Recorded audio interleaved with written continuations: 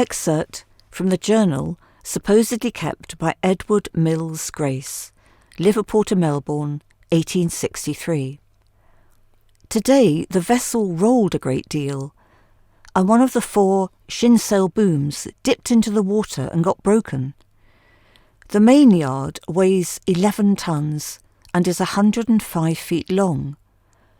With the shinsails, it is 165 feet long. The weight of the yard on the main mast alone is over 30 tons, without reckoning the weight of the mast itself.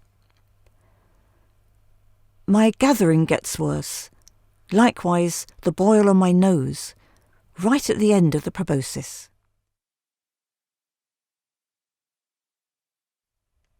Of yards, booms and shins. Shinsail. No such term to be found in nautical dictionaries. Could be an error for split sail, which would be flown below the jib, although attachment to the main yard suggests something quite different. Boom.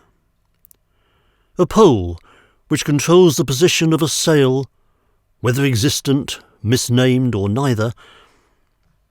A deep violent sound, sometimes produced by the unending clash between waves and ship's timbers. A floating barrier of timber across river or harbour mouth, constituting hazard. Yard. A long beam on a mast for spreading square sails, almost certainly not involved with shinsails or split sails, but the length of which sailors needed to clamber atop the rocking ocean. A shipbuilding establishment. Main yard. Principal such beam, or yard extending over the main, sometimes for a considerable distance. For how many yards? What distance over the main, the open sea? How far must sailors travel from the ship's side, never looking down? 105 or 165 feet long. Therefore, each shinsail, assuming they exist, and there are 2, how did this passenger acquire his specialised vocabulary? Must need an extra 30 feet, 10 yards, of yard.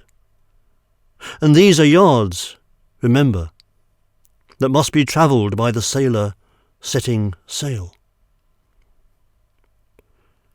Shin. The front part of the vertebrate leg below the knee, essential for men shinning up the rigging. Otherwise known as shank or crus, from Latin crus for leg.